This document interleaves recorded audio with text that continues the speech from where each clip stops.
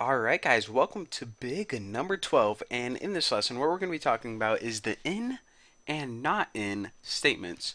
So say we were working on this awesome database and the police come storming in the door and they're like, Bucky, we just caught the murderer. And I'm like, what murderer? Who the heck murdered anyone? And he's like, don't worry about it.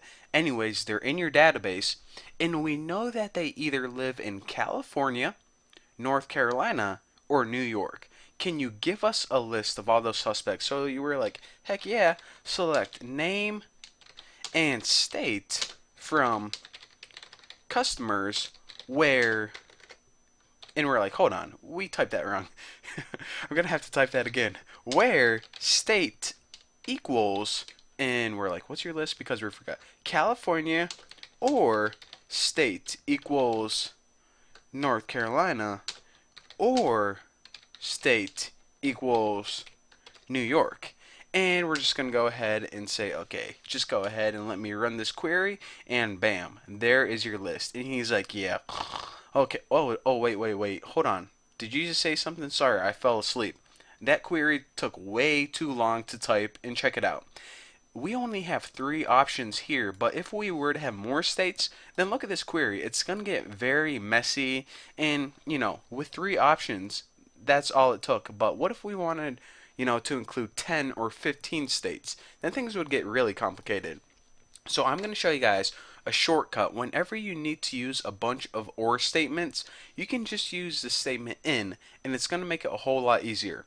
So I'm just going to go ahead and hit select name, and I think we selected state from customers where state. Now the very first thing you do is you give it the condition to search for.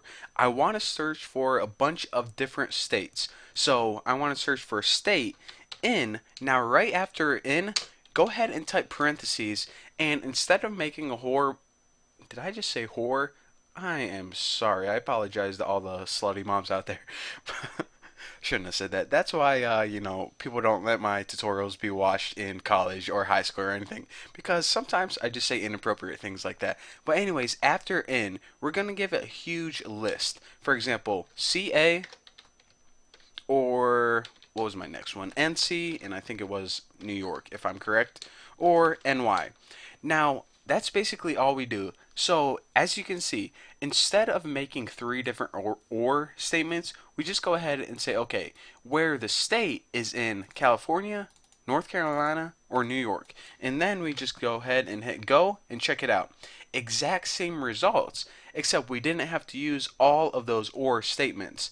Now, typically, whenever you are searching for a bunch of different things in the list, then you add a condition just to order it at the end. It just makes it organized a little bit better. So we would probably want to order this by state, and now check it out. This is just going to make it a little bit prettier.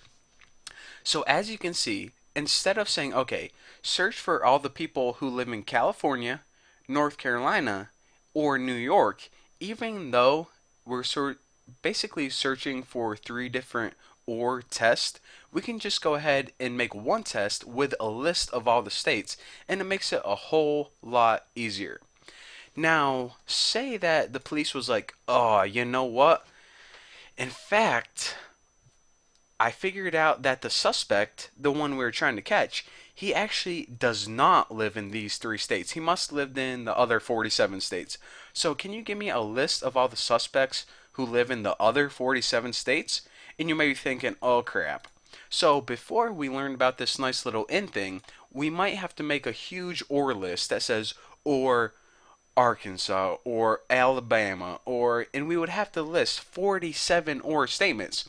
However, check this out. If we want to say, okay, search for all the people who do not live in these three states, all we have to do is do this. Guys, this is probably the coolest thing I ever taught you. Not in California, North Carolina, or New York. How awesome is that? So isn't that a whole lot easier than making 47 or statements? Basically, whenever we want to search for customers who do not live in any of these states, then instead of in, where it would be the opposite, they would have to live in these states, just go ahead and type not. Now you're gonna see this not only when you're working with lists, but whenever you put not before any testing condition, it pretty much reverses the test. So we could have something, well, I'll show you guys tests later on, but now let me just go ahead and run this query real quick and check it out. We now get a list of all the customers who do not live in these 3 states. In other words, we get a list of all the customers who live in the other 47 states. So first of all, that police officer isn't doing a very good job because, there's a lot of people left who live in 47 states. So, they need to kind of brush up on their work a little bit. But anyways, what we are worried about are these queries. So basically, like I said, whenever you want to use a bunch of OR statements, you can just use in and then type a list in parentheses instead, and it does the exact same thing. It just makes it a whole lot easier.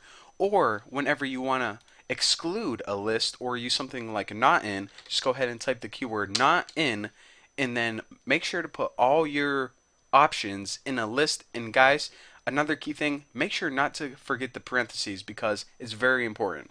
So there you go, there you have it. That is what in and not in does. Basically, takes a bunch of or statement and cleans them up, makes them a whole lot easier. So thank you guys for watching. Don't forget to subscribe, and I'll see you guys in the next video.